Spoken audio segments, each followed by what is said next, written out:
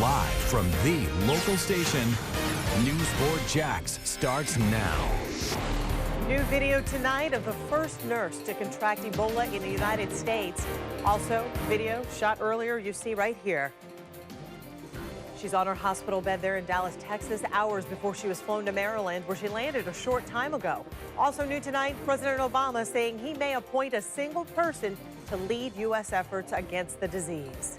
It may make sense for us to have one person, in part just so that after this initial surge of activity, we can have a more regular process just to make sure that we're crossing all the T's and dotting all the I's going forward. Now here's a live look in Frederick, Maryland, where nurse Nita Pham just landed. She was just helped off the plane. She will then be transported in isolation to Bethesda and the National Institute of Health. That first Dallas nurse who contracted Ebola, she landed just a few moments ago, you saw right there.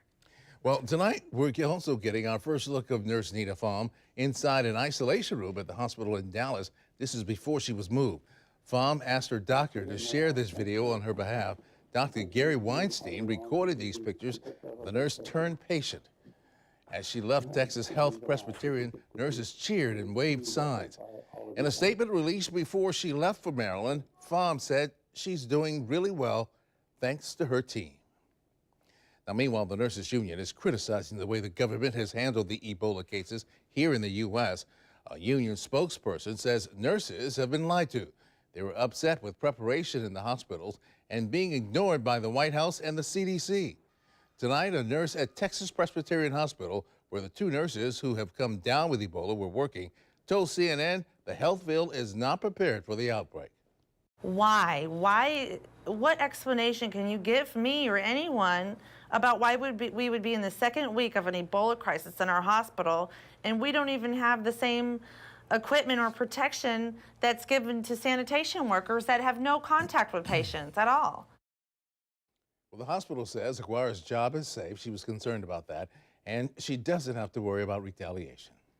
Officials in Dallas County, Texas have decided not to issue a formal disaster declaration in light of the Ebola cases that have been confirmed in the city. 76 workers who came in initial contact with Thomas Duncan have been asked to stay away from public places. Robert Arnold with our sister station in Houston went to a commissioners meeting in Dallas and has more on the emergency steps being taken. The point of issuing a disaster declaration would be to give county officials the authority to legally restrict the travel of those healthcare workers who had a hand in the treatment of Ebola victim Thomas Eric Duncan. Late this afternoon, Dallas County commissioners decided not to take that step, but they say they will make sure that these healthcare workers stay away from public gatherings. We're able to track everyone who comes in. Dallas County officials say they will also be putting so-called flags into their fire, police, and EMS dispatch system. That way, if one of these healthcare workers dials 911, then those responding will know exactly what they're dealing with, and state and federal health officials can be immediately notified. Reporting from Dallas, Robert Arnold, Channel 4, the local station. Tomorrow, Florida Governor Rick Scott will hold a news conference in Miami on the Centers for Disease Control's response to Florida's request for assistance in the state's Ebola preparedness efforts. We'll stream that on our web channel, news4jax.com. On November 4th, voters will decide whether the superintendent position will be elected or appointed. We're talking about Clay County. This came after a court battle between the school board and county commission. Now, members of the Tea Party are weighing in, and they showed up outside tonight's school board meeting with a message for voters. Channel 4's Scott Johnson has been following this ongoing story for months. He joins us now live. Scott? Rob, this has been a controversy that's centered around Superintendent Charles Van Zandt.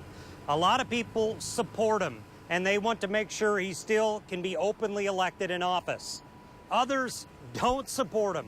They want to change how the whole process of picking a superintendent is done. This has been an ongoing drama for months. I've followed it, and now as we approach this election, the battle lines are being drawn.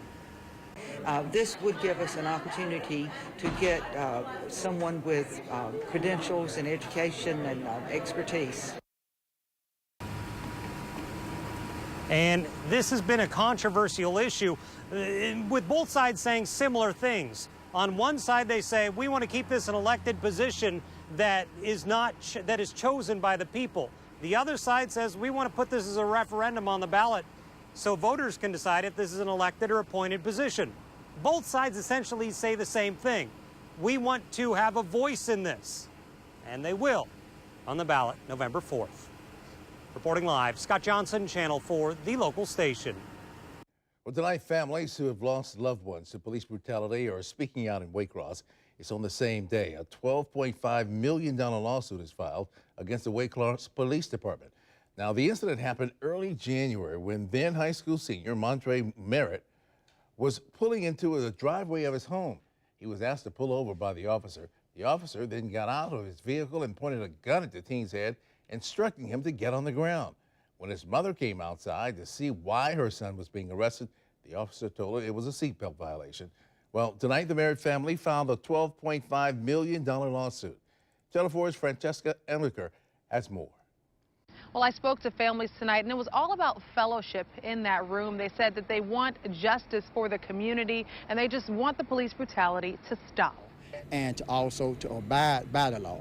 And I spoke with the chief of the Waycross Police Department. He says he has not seen this lawsuit at all, but he does plan to consult with attorneys. For now, reporting in Waycross, Francesca Emliker, Channel 4, the local station. Michael Dunn will be back in a courtroom tomorrow to hear his punishment in the shooting death of 17-year-old Jordan Davis and for shooting into the SUV in which Davis and his friends were riding. But before he's sentenced, the judge is expected to address a motion filed by Dunn's lawyers.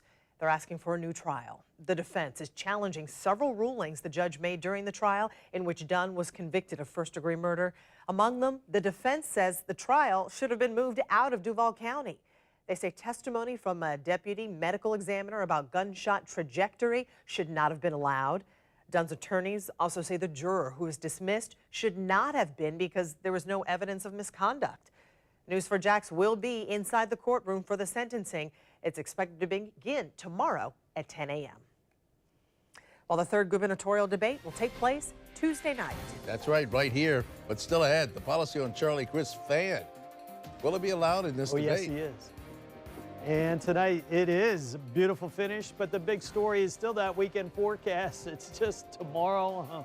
Feels like forever. All right, we'll have that in about 4 minutes. But up next, more elderly drivers are hitting the roads. How you can make sure your loved one is sharp enough to get behind the wheel.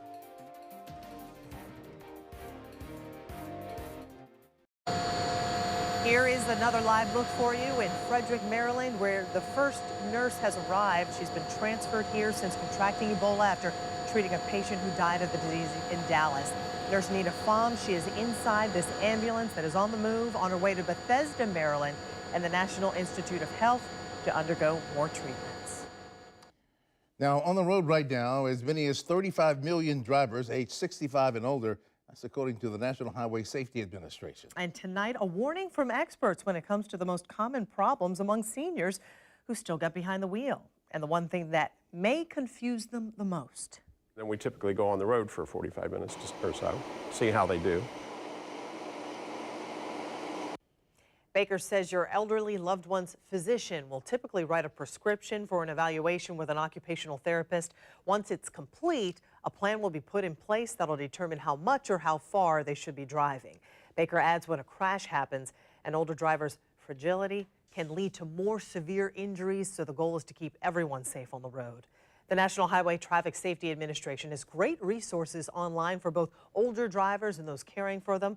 We have a link for you inside this story on news4jax.com. Just look under Top Stories. Our 5 powerful radar sweeps track and alert when severe weather threatens your neighborhood hours before the storm hits. Channel 4 is the weather authority. All right, a beautiful finish tonight yet again. Look at the sun go down. I listen to you, John. All right, we'll see you soon. Thanks. Well, Fangate continues to be the hot topic following the second gubernatorial debate. Next, the policy that's in place before Tuesday's debate. That'll happen right here at the local station. Fangate continues to be the most talked about part of the latest debate between Governor Rick Scott and Democratic candidate Charlie Crist. Many of you may be wondering about a fan being used in the next debate, which is airing here on Channel 4 next Tuesday, October 21st. Here's the statement CNN released about the debate. It reads, quote, "The candidates were sent a memo on October 8th, 2014, outlining the format, rules, and logistical information. These are the rules of the debate the candidates agreed to participate in. The memo stated there will be no opening and closing statements, no notes, no props, and no electronic devices will be allowed on stage. Candidates will be provided water, notepad, and pen. Electronic devices range from a cell phone to a fan. We look forward to a substantive discussion Tuesday on the pressing issues facing Florida." That debate will be moderated by CNN's Jake Tapper and Channel 4's Kent Justice. Sam is next with sports. The news at 11. We'll be right back. Back on the practice field once again, still no Toby Gerhart, but a good look at Mercedes Lewis working out today. And that's what it takes to win championships, you know, that bond, that brother bond. We'll see. This will be a giant step forward for Florida State if they end up winning Saturday night. Yeah, I mean, ranked opponent. Yep. All right, thanks, Sam. All right. All right, John. Huge, and the weather will be fantastic for Over the there? game. Yeah. It could be even cool. What time's the game time? 7. That's what I figured. So again, cool but beautiful. 8. I'm sorry. 8. Yeah. 8. 86 Saturday afternoon, warm there, but cooling as the evening wears on. It's game time here in Jacksonville, 1 o'clock. Beautiful coming up here on Sunday. So no big changes until Monday. It might be a little rain shower. One little rain shower on Monday morning. All right. Thank you, John. That's going to do it for us. Thanks for joining us. The morning show starts at 4:30 a.m.